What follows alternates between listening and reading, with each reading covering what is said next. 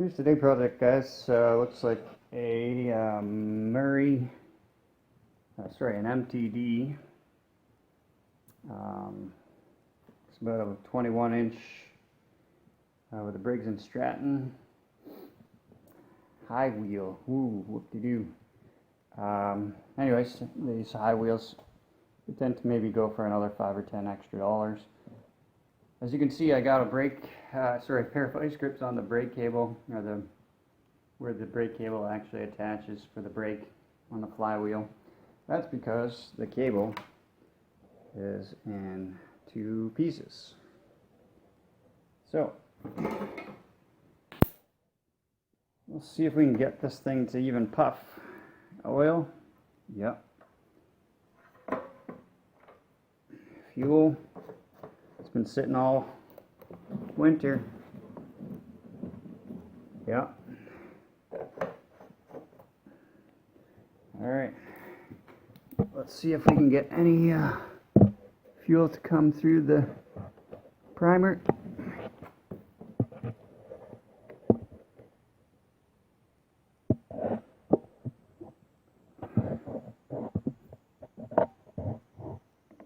Definitely need the light.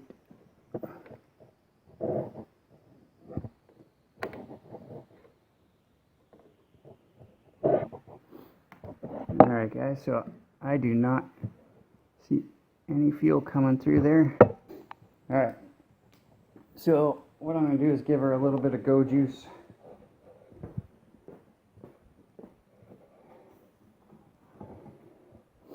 Got a little bit of two-stroke fuel.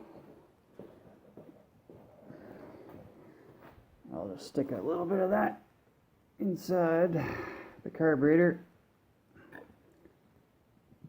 And let's see if she fires up.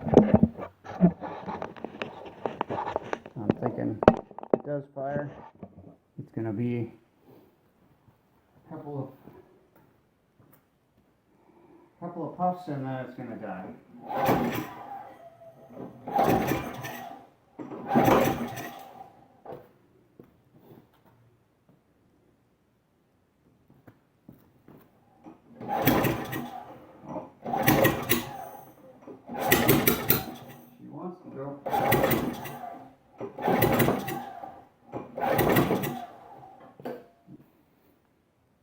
Okay, let's put a little bit more right into the heart of it. Let's see what happens.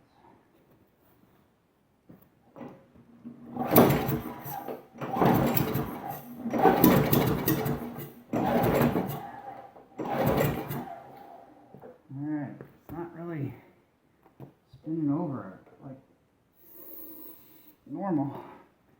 Usually you get at least more than 2 or 3 turns. You usually get, at least a second worth of run.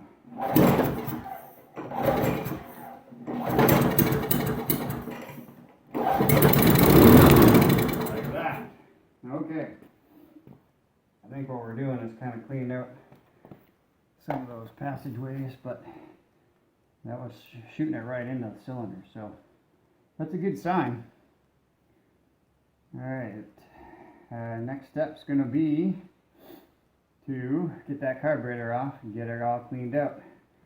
And first we're going to take the gas tank off, clean out all the remnants of that old crappy gas, and we're going to obviously put some fresh fuel in there before we put her all back together.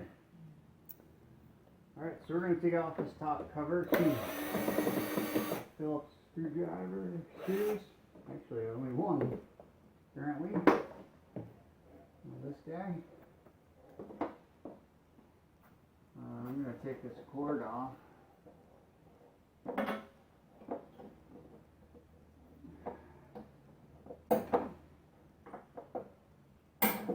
just going to make everything easier. Next, I'm going to take this gas tank off. 1, 2, 3, 5/16.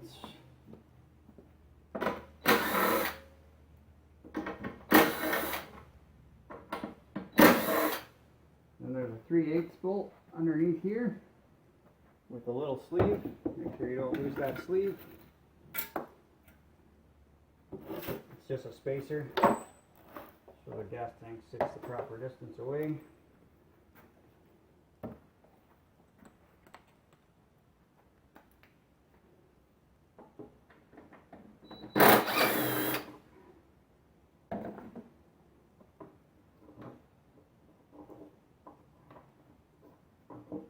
There you go.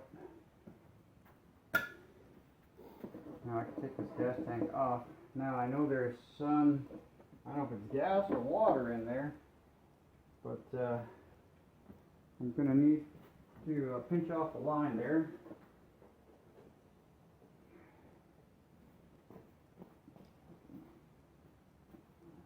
Fuel line clamp, or fuel line pliers. Get the fuel line clamp off. This thing is just crusty. Now, you might get a little bit of fuel drip out of there when you're taking it off. Nothing. So that's good. Now, I'm going to take this nasty old fuel tank. I'm going to drain out whatever's in there, and I'm going to try and clean out the inside of that as best I can.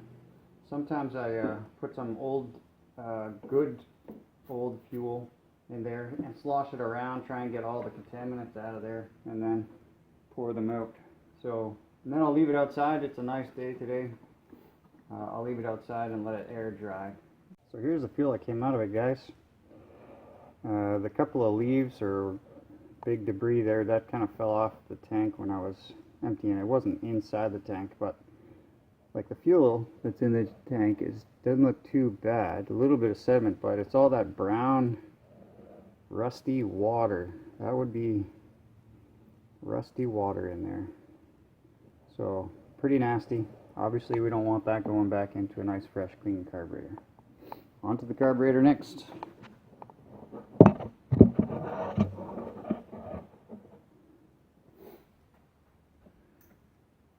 So first things first, there's a governor spring here. Disconnect that. And then you've got two 3/8 bolts. This is for your breather, crankcase breather vent. Attaches to your the back side of your air filter housing. Alright.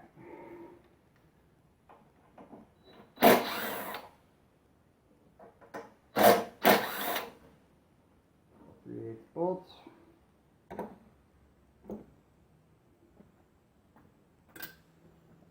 And the carburetor kind of just falls off. If there's any in there, when you try and take this linkage off, it might actually spill out a little bit from this side. But, so there's a little Z bend here. So you just kind of pull it down at 90 degrees, and boom, there's the carburetor. And this one looks pretty nasty. Hopefully we can save it. If not, I'm sure I've got a spare one. So first thing I'm going to do is I'm going to block off these passageways, and I'm going to spray this down and then try and air blow it. Spray it down with some carb cleaner, because this is pretty gunked up. I mean, that is just caked on there. So that's what I'll be doing next before I even make it any further. I'm also going to start my ultrasonic cleaner, warm that up. Because definitely this guy's going to be going in there. Kind of change directions a little bit, guys. What I'm going to use, what I'm going to do is I'm going to use this old fuel to actually, and an old paintbrush, and actually use that fuel. It actually is a pretty good cleaner. So that's all I'm doing here, and it's a little less abrasive on the any rubber parts or any of the more sensitive parts of the carburetor. When you compare it to carb spray, the benefit of carb spray is you get that high velocity coming out of the tube, and that kind of helps with the cleaning process too, whereas this is just sort of soft bristles. The other big thing about the carb cleaner is it really eats up these thin blue sort of cheapo gloves. And whereas the fuel does do the same thing, but to a lesser extent, and actually the gloves will last a little bit longer. So as you can see, it's already starting to be a heck of a lot better. I'm probably not going to get all of the small little areas, but this is just the outside of the carb, remember guys. So it doesn't have to look perfect. Plus it's going to go in the ultrasonic cleaner as well. I mean, this already looks way better.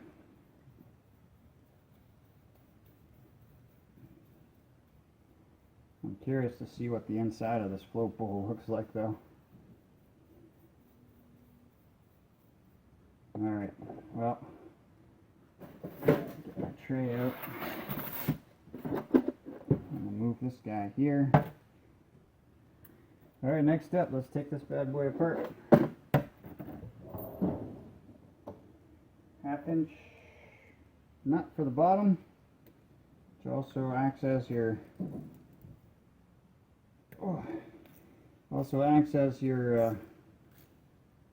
jet.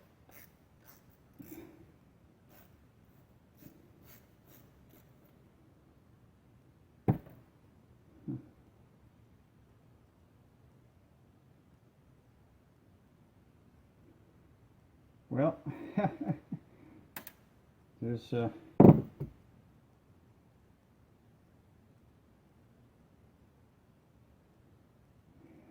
huge reason why this thing ain't running. Ain't gonna start. There's your jet. It's caked with, looks like mud all around the ports. There's a port on the top here, and there's two ports, two little holes on the side, and this thing would never run. No fuel whatsoever getting through there. If that's what that looks like, I'm very curious to see what this bowl is going to look like. There we go.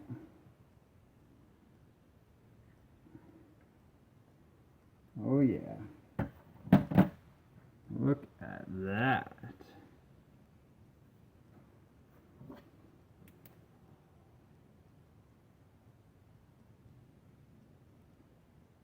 Nice. Nice brown. I'm going to say that's water, but look at all the sediment in the bottom of that too.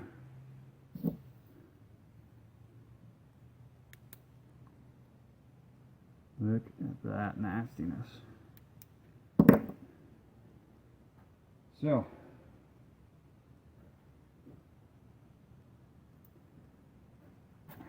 I'm not sure this carburetor is even going to be salvageable. I mean, guys, take a look at this. I mean, if I can get this thing running with this carburetor, it's going to be a complete miracle. I mean, just completely caked with sand and dirt. We'll have to see how bad it is, how hard it's going to be to get the dirt that's caked in here off. And if it's just rusted on there like that, it's probably not going to come off. And probably just end up buying a new carburetor. I probably should do that anyways and save the time, but you know what? I'm going to do this just sort of part-time, so no one's in a hurry. Especially with what's going on in the world right now.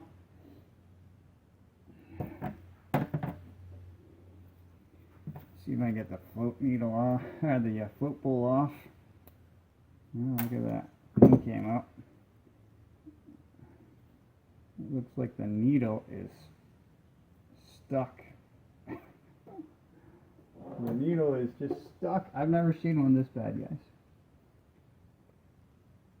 The needle is stuck in the seat, where the seat is. Yeah, I'm pretty sure this is not even worth saving.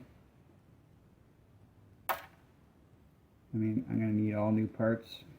By the time I buy new parts, I could probably get a new one off Amazon. So actually, I probably have one of these in my parts. So I'm not even going to bother with this, guys. But just out of curiosity, I'm going to put this in the ultrasonic cleaner and see if it does absolutely anything to this. Alright, so I'll keep going on this while the carburetors are soaking there. Actually, I threw another one in there from a different machine. A nasty one as well. So we'll see how that goes. Next thing I'm going to do is take off this starter recoil. And do that. We got 5/16 on top. 1, 2, 3, 4, 3/8 on the side here. Oh,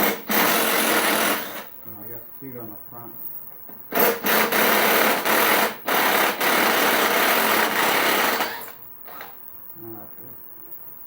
Just hope I don't snap these, because if they're so rusted in there, I have snapped them before.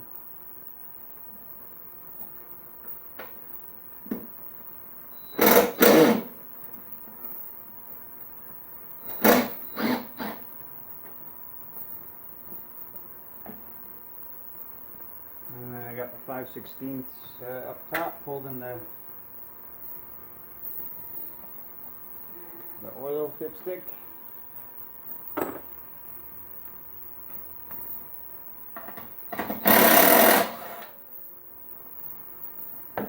that. Kind of leave it in the dipstick in the hole, just turn it about 90 degrees, and that'll get it out of your way. Now this guy should be ready to come off. With a little bit of effort. Always this front part here, this bracket that always gets hung up.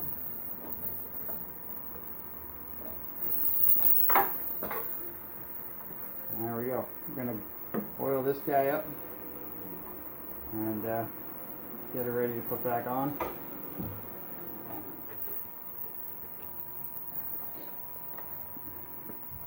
So what I'll do here now is I'll spray some lubricant in this starter recoil. The starter, when you pull that cord, you see those white dogs or pawls, they come out, and those actually grab on the inside of this cup here, and then that actually turns this whole flywheel, which is attached to the crankshaft, and it sort of starts the whole start process here. So it's kind of important to kind of keep these lubricated. It's good maintenance. Just kind of spray some in there. And also there's a spring on the inside of this for the recoil part, and just along the side, you won't be able to see it, but right in here, you have to take my word for it, is where the end of the spring attaches to the body right here. Right in there. So usually you can get in from the side or the top or something with your little hose here and spray it in exactly where that spring is. And that's important as well. Keep that spring lubricated, because this one looks really rusted. Sometimes you gotta just go in from the top here. And if that spring is really rusted, good chance that a couple of pulls, you could break that spring. So then I just usually pull it a couple times, just to kind of get that lubrication all over the place.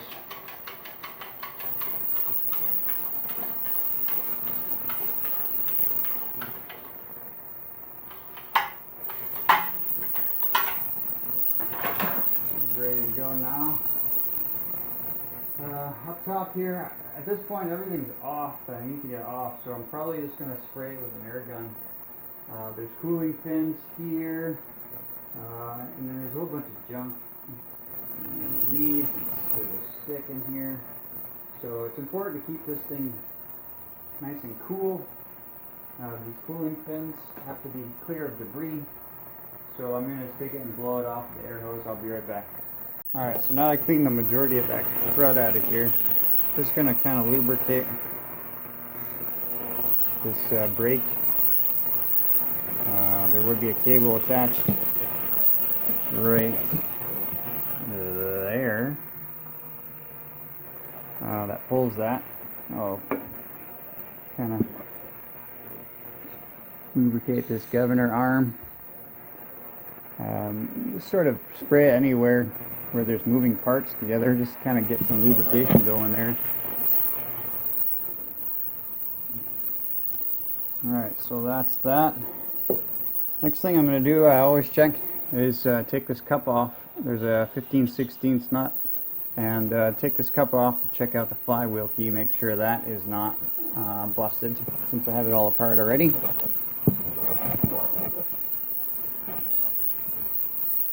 To make the job a little easier, I use an impact. This is just an electric corded one instead of using a pneumatic one for my air compressor. Not that expensive. Usually you can get them on sale, 40 bucks. You guys in the States, you can use Harbor Freight, you probably get a little cheaper even. Pull the knife right off.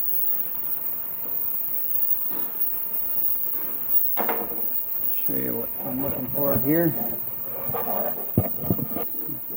So here's a little groove in the crankshaft, top of the crankshaft, that actually matches a groove in the flywheel. And then to actually make the connection, this is for proper ignition timing, they put a little key, which is just a little stock piece of metal to kind of keep those two together. And when you hit something really bad with the lawnmower blade on the bottom, what will happen is that this crankshaft is attached directly to the blade. And so that we don't damage anything internally, what will happen is it will spin, the crankshaft will stop suddenly, but this will keep moving due to momentum, the flywheel. It'll actually shear that little piece of metal attaching the two together and set off the timing. The timing will go off, but at least, and that will cause the engine to quit, but at least we won't hurt the engine internally, for the most part.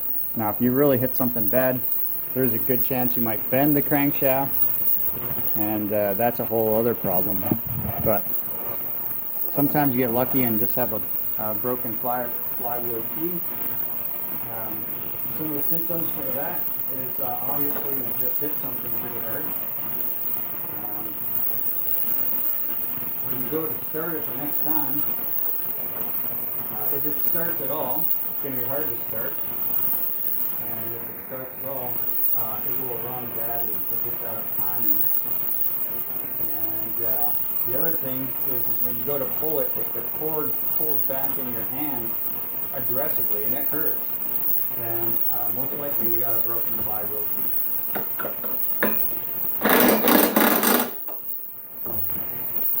Alright. So that's good. I always like to check that because you just never know with these older motors.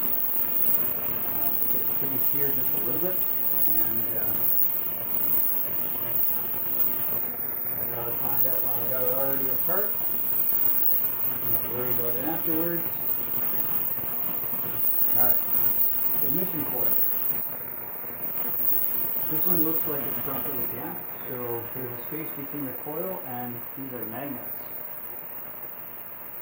Okay, I believe that's the magnet side, and that's just the counterweight. But these, when it goes past the magnet, the armature here generates basically electric field, which gets sent through your spark plug wire onto your spark plug. So, I'm really debating on whether or not I want to change out this coil. I'm sure I have one, but if it's working still, I'd probably just leave it. Leave it. I might have to put this all apart again and now I'm just going to leave it as is. Alright guys, so as I suspected, this thing is still just caked with crusty stuff. The Welsh plug there is all rusted out. This is definitely not going to be a survivor. I mean, these things are not miracle machines, these ultrasonic cleaners. So yeah, this one's going to go in my junk pile. This other one I have needs a new bowl gasket for sure.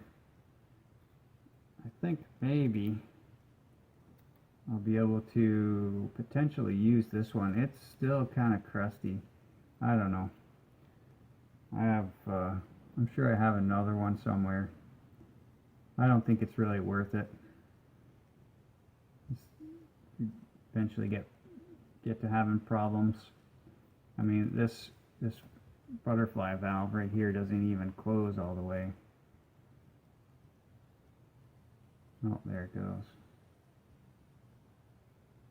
Well, it's not. It's supposed to actually go right to there, so. Yeah, neither of these carbs are going on this machine. So I'll see if I can go dig around and find another one.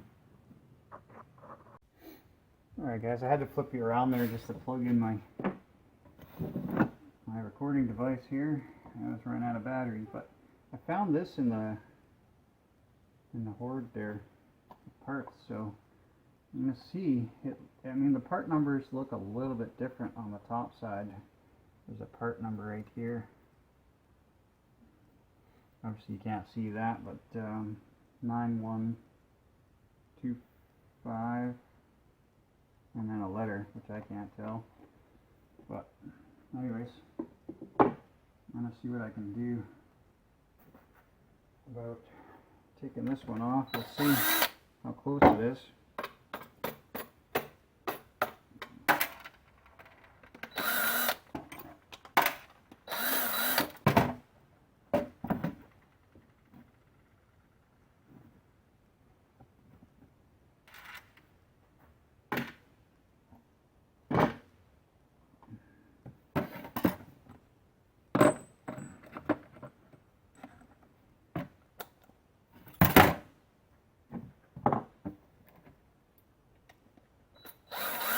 That was an intake tube that goes from your carburetor to the intake side of the engine with the fuel and the air. Those crack a lot, they're plastic.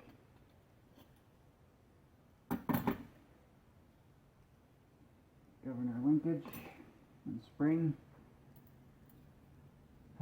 Let's see. There's the really crusty one that came off. There it is.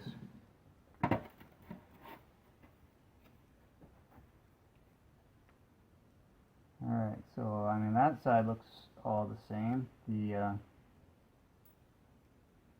looks like the linkage on the top is slightly different design, but I mean it's got holes for the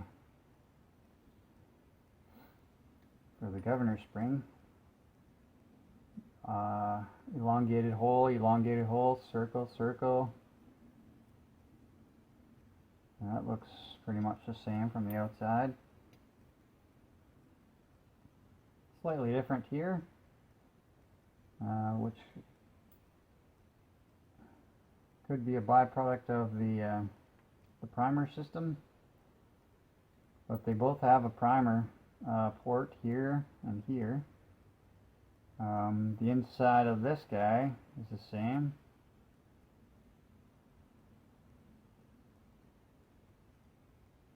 There's a number 32 on the inside and it matches over here, so we're going to give this guy a shot. Why not? What do we have to lose? I'm going to take a peek on the inside here first though.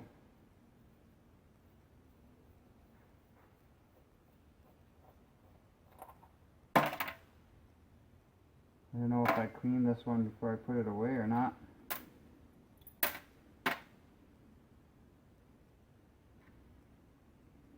The needle valve looks pretty much brand new. The gasket looks nice.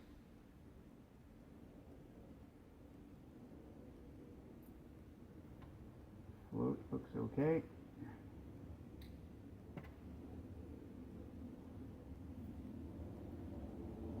Sits pretty much level with the body, so that's good. And I'm just going to check the bowl nut. Make sure all the passageways are clear, unlike the other one. So there's a hole right here, which you should be able to stick a, this is just a bread tie through. There's a hole in the top, and when you stick that through, you should be able to see it through this little guy, this little hole right there. I don't know if that's going to focus or not, but I see it going in and out there. There's no restrictions, so I think I must have cleaned this carburetor before I put it away.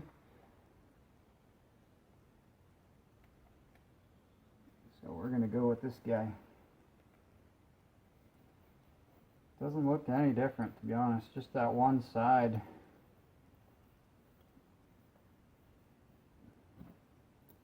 Hopefully that doesn't make a huge difference on the inside, how it runs. But we'll give this guy a whirl.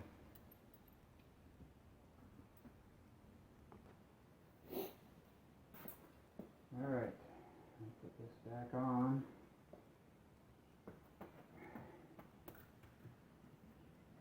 Put 3/8. First you always want to put the linkage back on. Yeah, maybe there.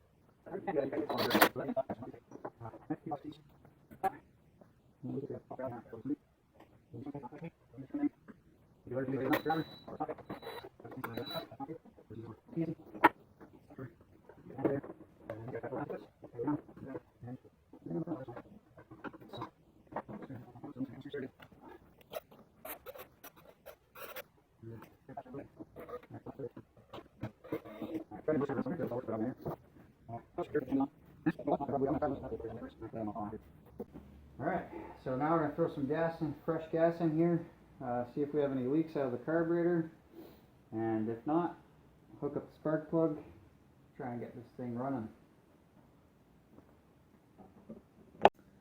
Alright guys, I put some fuel in it, let it seep into the bowl, carb bowl for a little while, and there's no leaks, so I'm just going to give her a little bit of a prime, and then we'll try and get this thing fired up.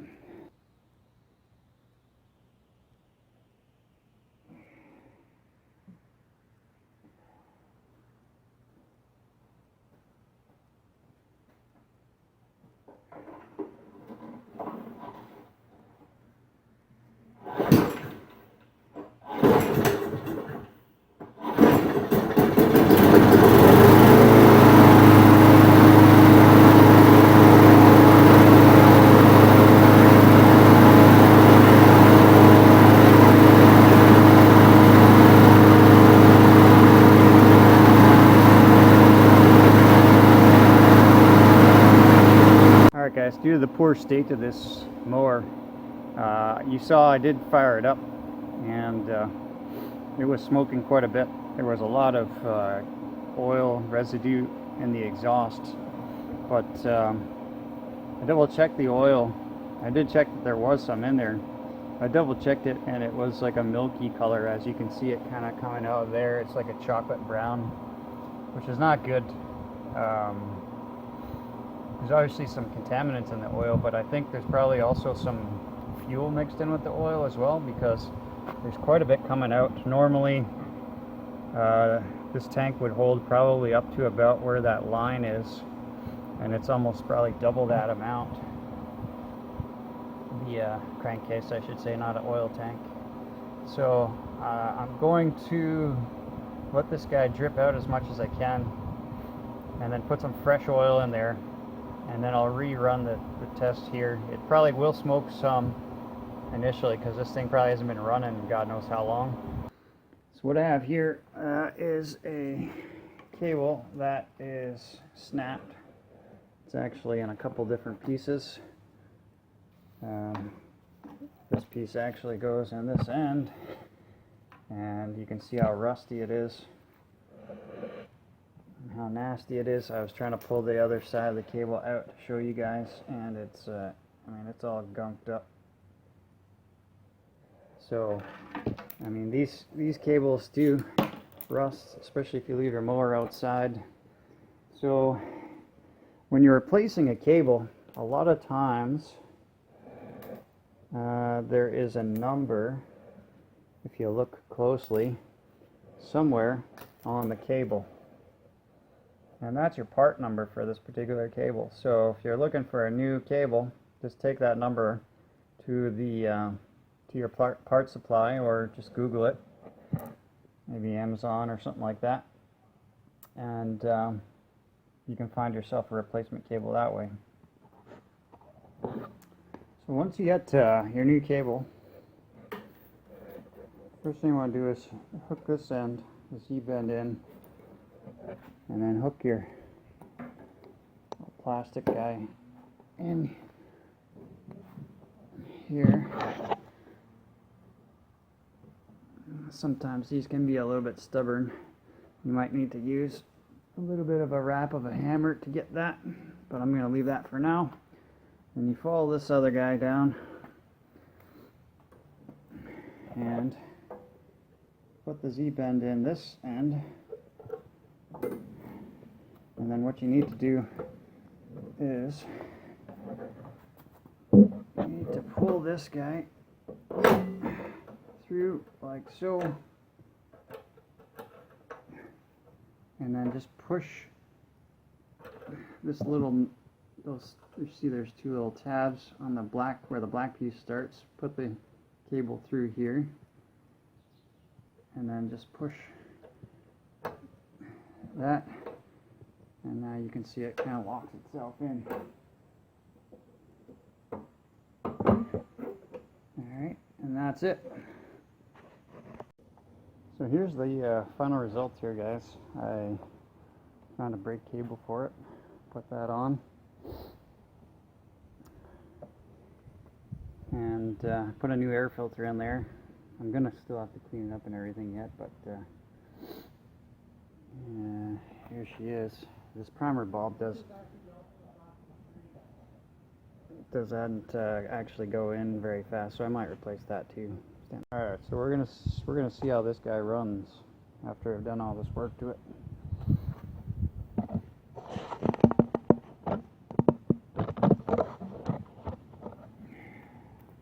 Couple shots of prime.